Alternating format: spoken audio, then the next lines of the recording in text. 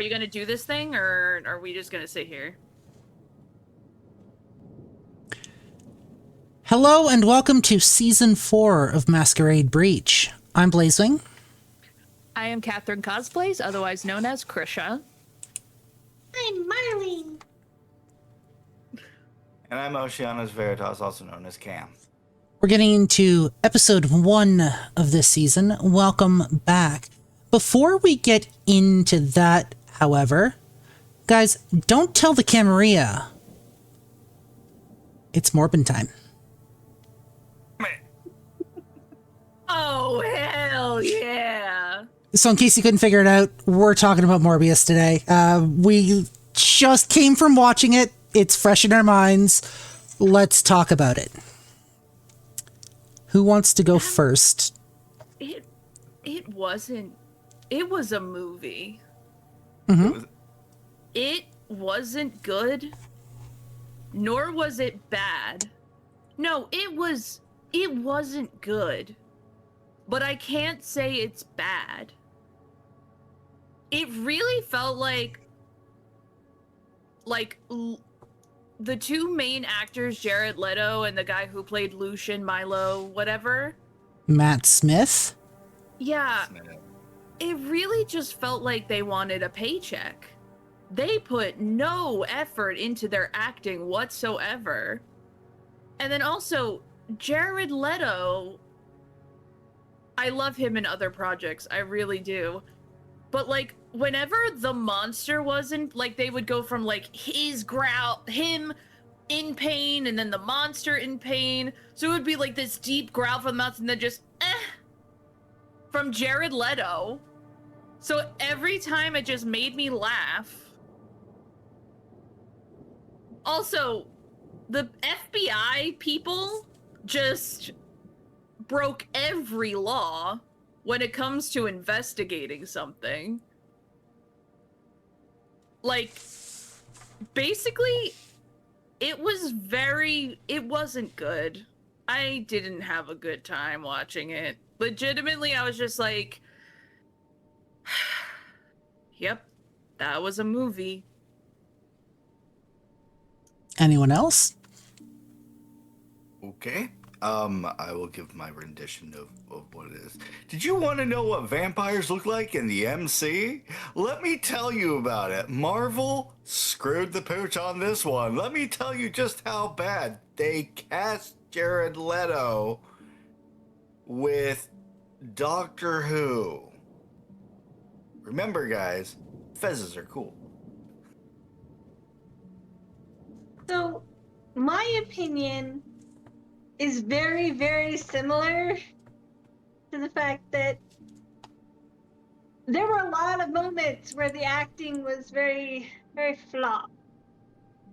But what I realized was if the two actors had switched places, it would have been a decent movie. Because Matt Smith could give us the emotions for Michael the way that you look at like his Doctor Who character. And you see the emotions and the compassion, and I don't feel like he was a very good villain. And I feel like Jared Leto would have been the better villain in this. He would have been a better Milo. I still think that they would have worked well together. They just needed to switch. Because Jared Leto doesn't come off as compassionate. He comes off selfish and just very, very self-centered as a character in this. And it was not giving the I'm trying to save lives here. It was giving the oh, I fucked up, let me go kill this dude. I just want to piggyback off of that. They are in a freighter ship. This woman is very much injured, unconscious on the floor that's covered in broken glass. He just puts a blanket on her and then goes to look at the security footage. I was like, what is wrong with you? There is literally a stretcher right there. Just like, oh my god, that, and then he was like, I'm a monster, and I was like, your love interest is literally like freezing on a metal floor. I may have to add a bit more to this and clarifying. I think one of the reasons why Jared Leto even picked up this movie was he was trying to show off a more docile character, comparatively speaking to his mess up or whatnot with the Joker in Suicide Squad, which we all know had bad PR for him. So coming into seeing him in this, he toned down so much so it was like I was looking at the male version of Bella from Twilight.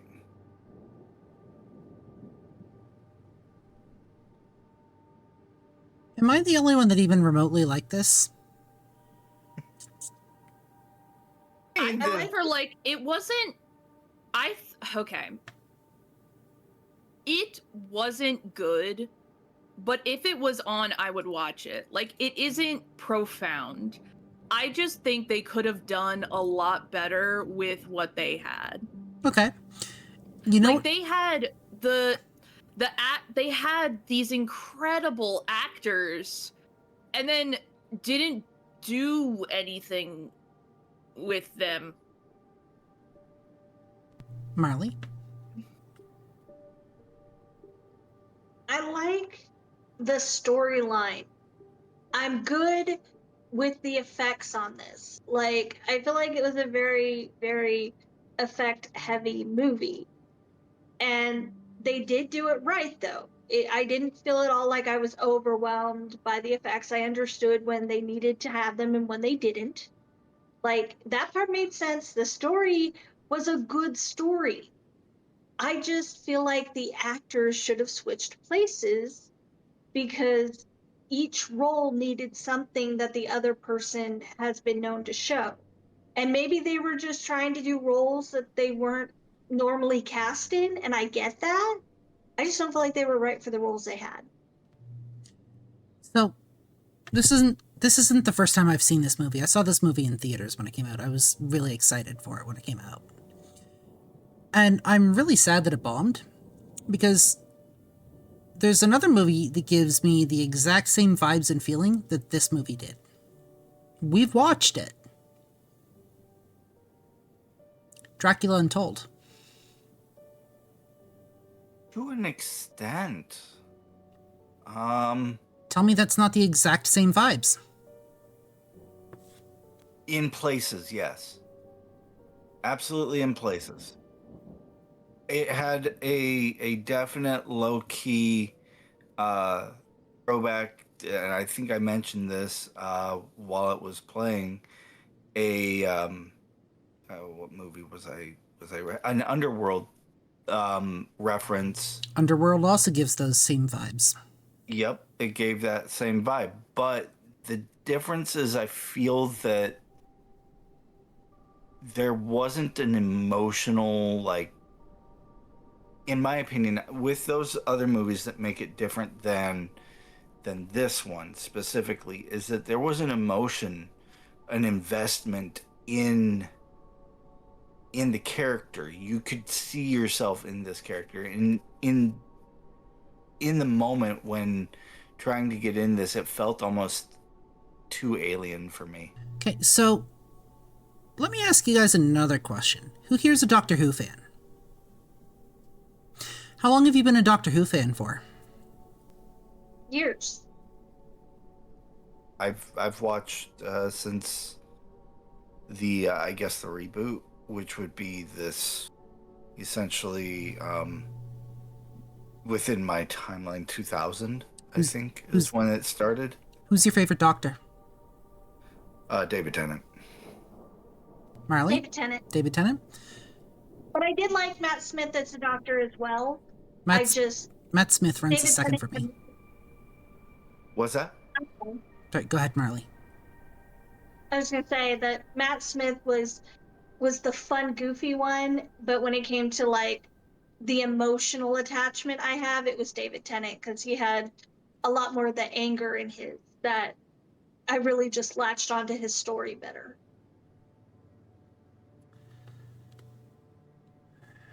Matt Smith was second to David Tennant for me when it came to Doctor Who. This, for me, might actually be a keeper movie. I know a lot of people didn't like it, and I am so upset that a lot of people didn't like it. I really wanted to see a second one. Yeah. What gets me most about it is the cheesiness. Specifically with this movie. Which I think that because it's Morbius requires, like, it is a cheesy movie. I don't think with how they went about it, it did it justice. That's just my humble opinion. I will point out some good things about this movie that I really enjoyed. The reason why Morbius was on track for trying to find a cure for I forget what the actual sickness is that they have. But I know it's a real sickness where they have to go on dialysis. Even in with the flashbacks when we got into the history of Morbius, Michael with Lucian, I thought that was really interesting and really cool. And it's not so much the writing that I have a problem with. It's definitely the energy of the actors. Specifically one, and that's because I don't feel that the dynamic was there like it was when they were kids. We saw him working at this, and we saw that, you know, it seemed a bit rushed, in my opinion, with moving the story along. I felt that it was blocked. It was pretty blocky, but otherwise the movie itself, I'm guessing there was a lot of cut time or cuts from this movie that could have played a better role in if they had kept it for the actual production. I don't know what the budget was for this movie. It seemed like a pretty substantial number, though. Considering with all the CGI and everything. What's interesting is how they use the superhuman speed and strength. I thought that was really it nailed it. Because you're imagining, you know, you're seeing like the effects of what the powers can do. Like, for example, the echolocation, the super speed and the super strength of what vampirism is. I think that's really interesting and a real unique take to it. I wish that the emotions matched.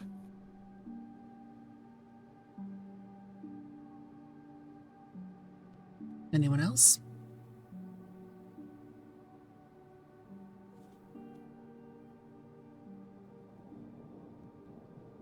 No? No. Okay, so let's move on to most hated scene. I was actually gonna say that I loved the female doctor. I think for, like, usually the female lead is played really flat, but she gave a really good performance, and it was so cool to see how she, like, we all knew the I'm going to sacrifice myself and give you my blood. That was coming. That is the most classic vampire trope. However, she was so cool and like was an equal player in everything, and they didn't just make her a stereotypical female lead in a Marvel movie. That I really liked. Marley? Are we adding to that or answering the question? Whatever you want.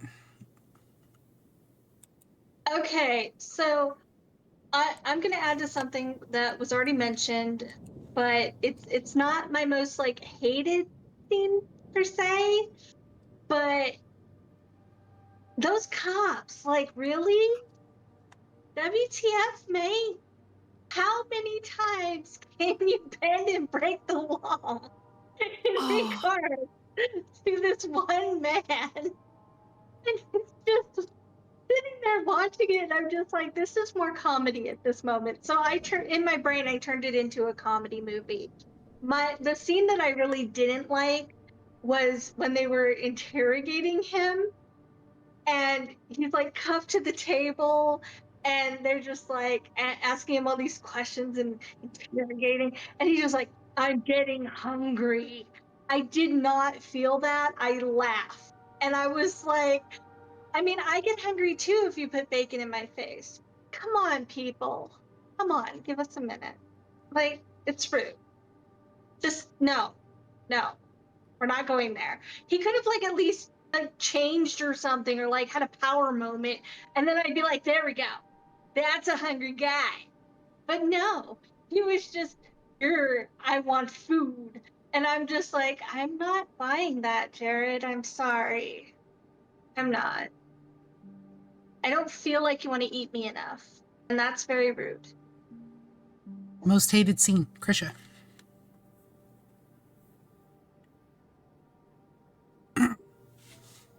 I think I don't have a most hated scene.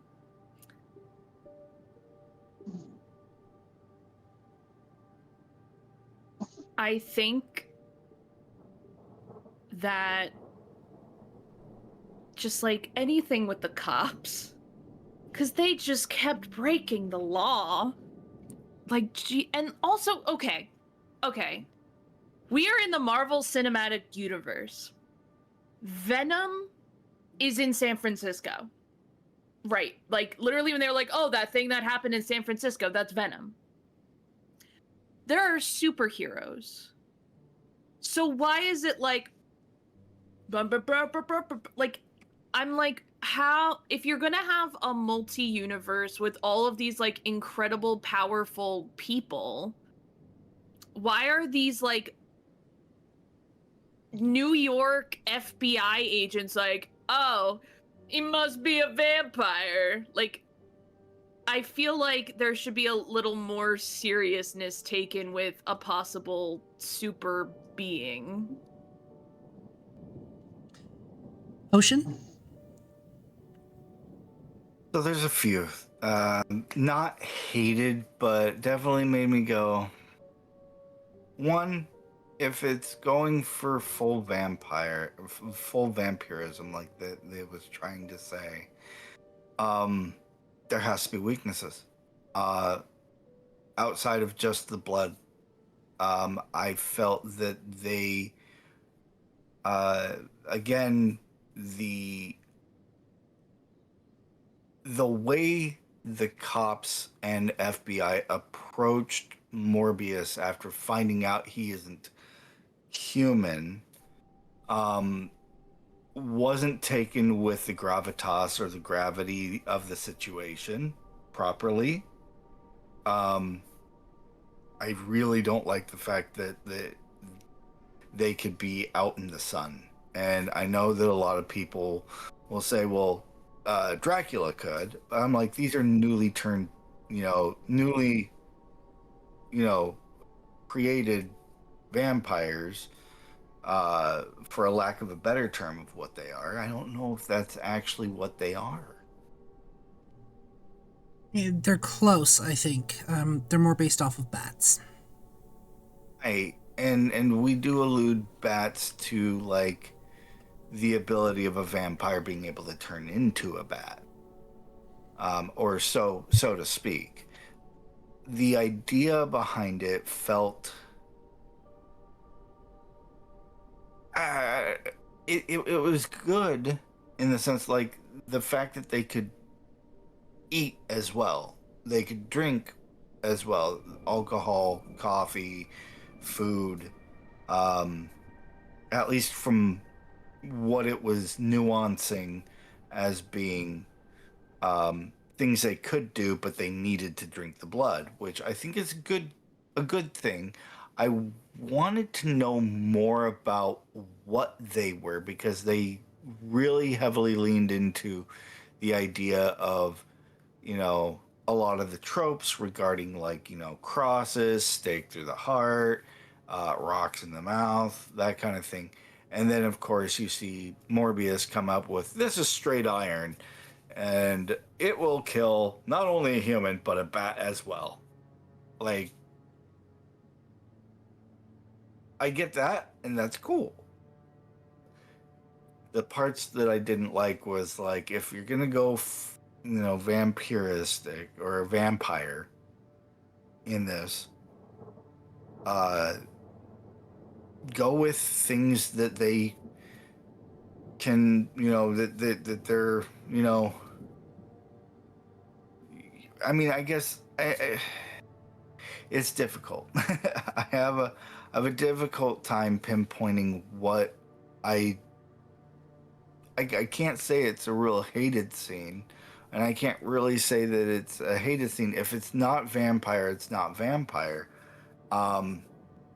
If it's more vampire bat, then I get that it's more animalistic, which they nailed. I think they nailed that. They nailed the idea of this is more animalistic, and the abilities that they can do is like unlocking the brain, so to speak. I would have liked to see it more clarified as to what they are, rather than the age-old trope that it's a vampire. If it's just something that needs to rely on blood, then that's what it is. I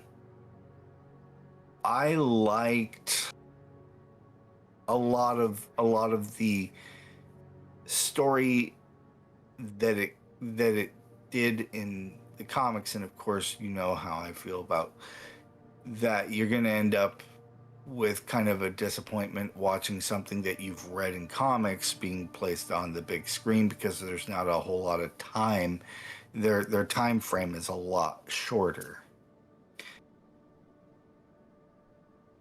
But yeah, I would have liked to know a bit more of how he sequenced this bat, what he used, because it looks like he just took, like, whatever he took out of the bat, put it in a thing, spun it around, and it was stable.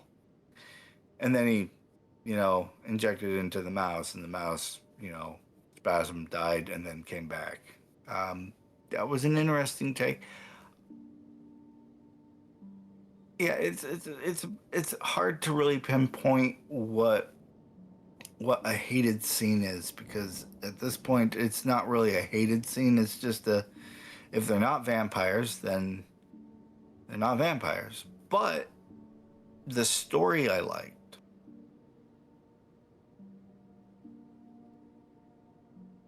For me, it's the moment when he's being stalked by Matt Smith in the train station. The train's coming down the tunnel, and just suddenly his entire field of vision changes and he can see the wind. And then he sticks his hand out. And it's like you're sticking your hand out the car window while the car's moving, like when you were a kid. You play with, like, the wind currents and whatnot. And he's like, wait a minute, I can fly in this. He jumps off and, away he goes down the tunnel. It was like absolutely... There was no sort of structure or coherence to that scene at all. It was like one to the next, to the next, to the next, to the next. It just... They could have spent a little more time on it. But, I mean, I get that it's a Marvel movie. It's supposed to be fantastical. It's supposed to be a bit cheesy in its own right. Problem is, the normal Marvel format that they were using at the time didn't work for this movie. I All right. What about your favorite scene? Let's start with Marley. Ooh, favorite scene. Honestly, I really enjoyed the last fight. Like, like I said, I really did like the way they did the action and the powers and stuff. I want to give an honorable mention though to every single time they brought up powers that vampires have and compared them. Because that I think was really fun and important. And they did try. You could see they tried. Just missed the mark a little, but they tried so hard. And I did appreciate every single time they brought up like the sun thing or the cross thing. Every time they were bringing up stakes through the heart. And, like, I appreciate that. But that last fight scene, I was just like, finally, we have the energy matching the character. Finally, like they were in there, they're doing it, they both had their reasons. Milo, he wanted that cure because yes, he wanted all the power, it went to his head, but he had spent his entire life sick. If you had been sick for 20 to 30 years, you'd probably be doing it too. Lord knows I'd be sneaking into people's labs, be like, let me just try it. Let me just try it. Let me taste this and see what happens. And you're like, Marley, no. Let me just try a dab. Just a dab. A little bit. But yeah, I get why Milo did what he did. And I also understand the concern that Michael had. That's his best friend. And Michael knew firsthand that it was not stable enough. Now, if he'd had time to work on it, he could have probably stabilized it. But Milo just saw the benefit. And he didn't care about the cost. So when they're in that last battle, it's emotional. And there's anger, but there's also betrayal because Milo wanted it so he could live a life. And Michael didn't want Milo to have it because it wasn't stable. It was hurting him and he was hurting other people. It was causing chaos. And I'm sure it didn't help that everyone thought Michael was the one in charge and doing all this. So, anywho, I love the last battle because I really felt like all of those emotions and the betrayal was felt, like they had love for each other and all these emotions finally happened. It was important. Trisha. I agree with Marley completely. I also loved the first frenzy. I thought it was really, really cool. I thought that, and it showed just a little bit and then a little bit. And also the female doctor, begging. And she was, the hope just, slowly leaving her voice.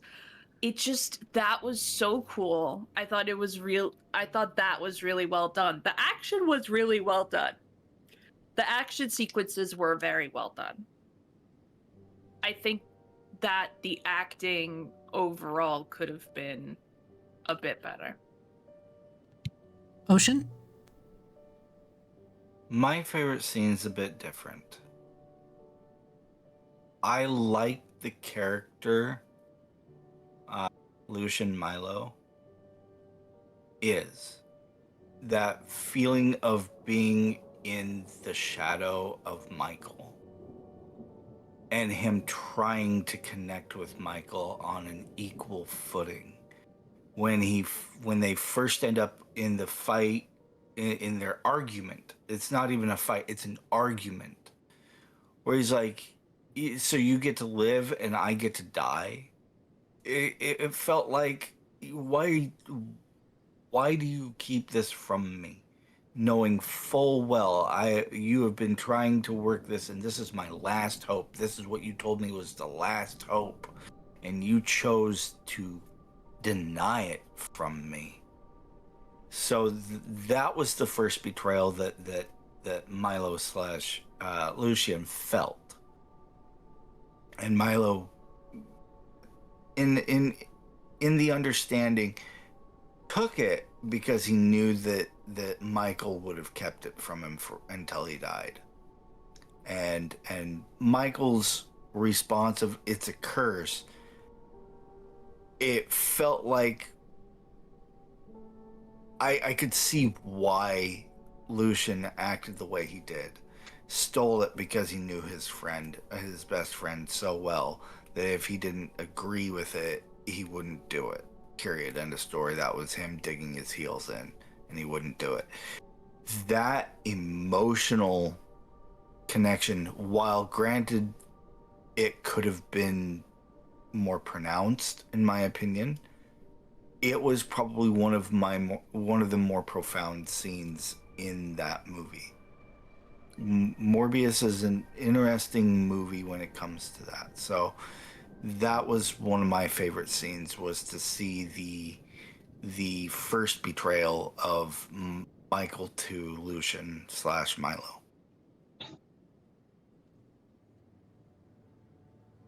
For me, it was actually during the last fight. He goes down, Lucian's standing over him. And then Lucian looks around at, like, the rippling water. And he's trying to figure out why the water's rippling. And then you have, like, thousands of bats swarming out into the main concourse, surrounding him, picking him up. And it's just like, at that moment, go fuck yourself. Like, get fucked. Like, this is it. And the absolute just hammering that Lucian took. I did also very much, like Krisha, enjoy the first frenzy scene behind the glass doors. The way that, like, he went absolutely nuts and, like, cracked the glass and cracked the glass and cracked the glass and then shattered it. And the guard's just kind of standing there, and you know that guard's fucked, but you can't help but watching just absolute horror. It's like a train wreck almost. It just, yeah. So, with that, let's go ahead and give this movie a rating. You guys know how this works. Scale of 1 to 5. Let's have it. Marley. Okay, so with everything we've discussed, the likes and the dislikes, I'm going with a 3.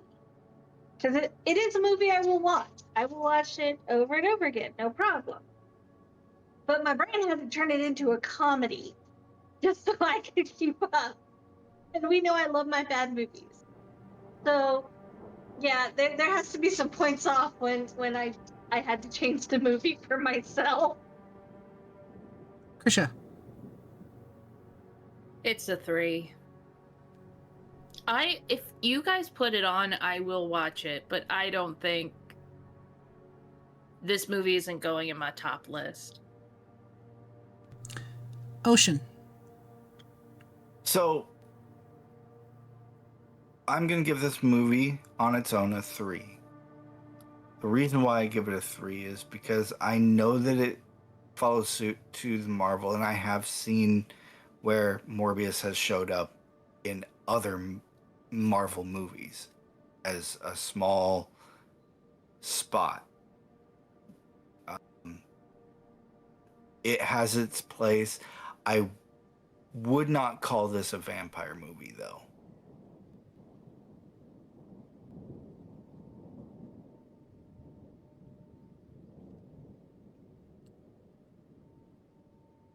Y'all giving it a 3, huh? You know what? I'm going to be the awkward one and say somewhere around 3.05 just because I can. It's okay, honey. We can not love a movie and you love it. It's okay. Screw you can love Morbius. You know what? It's okay. You know what? Screw you guys. I'm going home. No, I'm probably also going to give it a 3. That being said, it's a movie that I will watch again. It's a movie that I probably will put on again at some point when I'm looking for something just absolutely cheesy to watch and something that I don't really have to pay attention to. But this is going to be a shelf movie for me, unfortunately. I did actually kind of like the movie, and I'm sorry that you guys didn't. I'm sorry that was your experience. I will point out that one of the things that kind of got me weird is because you had mentioned Venom in where Venom being in San Francisco, this being in New York. Is that where it is? When he's talking to the underground lab people and he's breaking bones and whatnot, he goes, who are you? I swore I heard him say, I am Venom. I'm going, are you kidding me right now? Guys, I think that's going to bring this episode to a wrap. Just a couple of housekeeping things. We're in season 4, which means brand new season. I can't guarantee what state of mind I'm going to be in this semester, so just a heads up, things might be a little sporadic. You're going to have to stick with us. We will eventually get it done, though. So we talked about Morbius today. Episode 2 this season is going to be Nosferatu, the new one that just came out, the one that everybody was raving about that I can't wait to see. Episode 3 is going to be the third Lost Boys movie. I believe it's The Thirst. Episode 4 is going to be Byzantium, which is a favorite of mine, and I cannot wait for you guys to see it. I am so excited about that. Episode 5 is the absolute shitty-looking Vampire Boys. Welcome to Marley's contribution to this season. Episode 6 is Sinners. Again, another one that everybody's been raving about. Episode 7 is Blood Red Moon, which I'm not sure if that was one of the cheesy ones and another Marley contribution or not. Listen, what had happened was we brought it up at one point, and I went back over all our notes and I saw it and went, let's just throw it in here. Episode 8 is going to be Vampire Hunter D. Episode 9 is going to be the 1979 version of Dracula, followed by episode 10, which is Blade 2. Episode 11 is Abigail, which I can't wait for. And episode 12 is Castlevania Season 1, and we will be watching the entire season in one sitting, because they're only half an hour episodes each. It is what it is. Guys! I'm so excited because the first episode of Castlevania has my favorite scene my favorite moment in cinematic TV movie history. I am so excited. And I don't want to overhype it, but literally it's so good. Guys, that's going to bring it to a wrap for this episode. Thank you very much for joining us. I'm Blazewing. I am Kathryn Kosplays, otherwise known as Krisha. I'm Marley. And I'm Oceanus Veritas, also known as Cam. And remember, don't tell the Camarilla. They might use really shitty 2010s graphics in a modern day movie and forget to tell us about it.